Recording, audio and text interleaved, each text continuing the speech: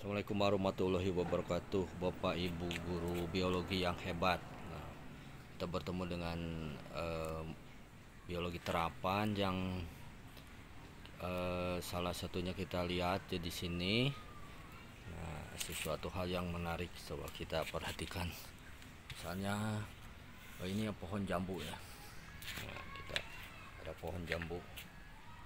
Nah, kita bisa belajar dengan metode realita, artinya kenyataan di alam. Nah, dan kita bisa mengajak siswa supaya tidak jenuh saja di kelas gitu kan. Jadi bisa ajak ke alam.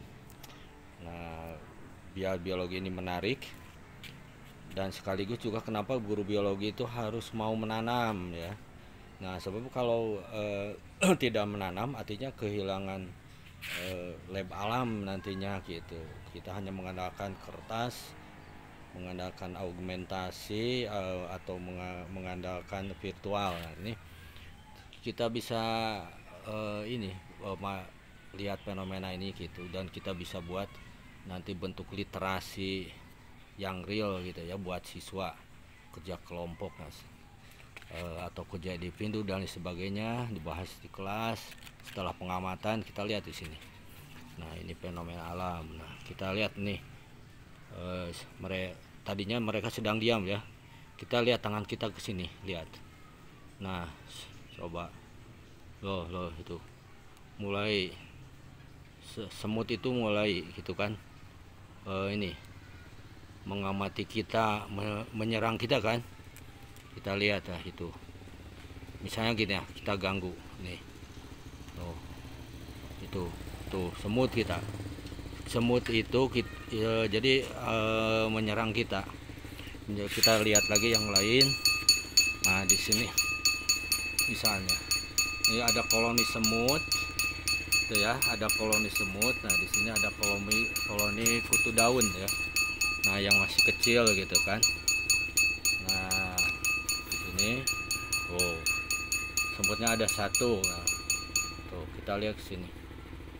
Ada semut di sini yang sedang berpatroli ya. Nah, jadi yang sedang berpatroli gitu. Tuh, lihat semutnya sudah ke kita. Dia mau menyerang sebenarnya. Kenapa bisa terjadi seperti ini? Nah, semut ini dia itu bertanggung jawab untuk pengamanan kutu daun ini. Gitu ya. Nah, di sini kita bisa membuat apa untuk mengajak siswa beranalisa gitu ya, kenapa seperti ini gitu kan. Nah, semut kok membela kutu daun gitu dah, di sini ada apa sih maksudnya gitu kan. Artinya kan semut itu punya kepentingan ya, kenapa dia mau ya jadi bodyguard. Nah, ini suatu contoh simbiosis ya. Jadi populasi semut itu dia bersimbiosis dengan populasi kutu daun gitu ya. Nah, populasi kutu daun gitu, dan semut ini ternyata mempunyai keuntungan dari kutu daun itu. Dia itu mendapatkan embun madu kan biasanya gitu. Nah, embun madu itu dari mana? Embun madu itu adalah yang merupakan hasil fotosintesis yang diisap gitu ya oleh diisap oleh kutu daun gitu ya.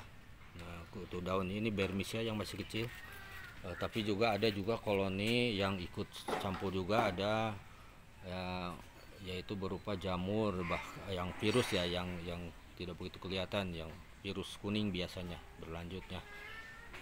Jadi si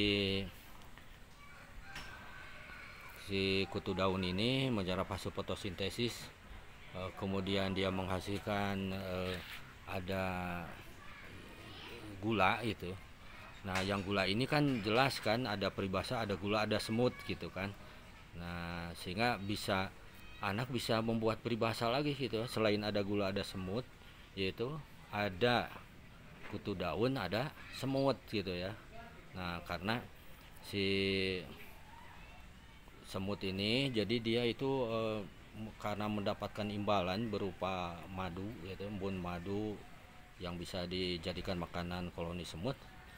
Nah, dia memberikan imbalan yaitu sebagai bodyguard, ya, penjaga gitu dari pemangsa-pemangsa kutu daun ini. Itu biasanya. Jadi di sini itu si semut itu berfungsi untuk menjaga bayi-bayi kutu daun gitu ya, sebab kutu daun itu dia bisa terbang gitu ya. Nah, cuma di sini contohnya ya nanti lain waktu kita ada contoh-contoh yang bermisia atau kutu daun yang bisa lebih jelas. Kalau di sini masih awal-awal gitu ya. Nah, ini dibalik daun gitu. Jadi kita tidak serta-merta ini dibersihkan gitu ya sebagai musuh kita karena merusak daun daripada jamu kita itu, tapi dimaksudkan ini untuk pembelajaran biologi juga ya. Nah, jadi biologi ini sangat menarik ya, belajar langsung di alam gitu. Kalau kita tidak menanam, maka ya kita tidak bisa memberikan contoh gitu ya. Ini mudah-mudahan menginspirasi ya. Ini salah satu contoh peristiwa simbiosis ya.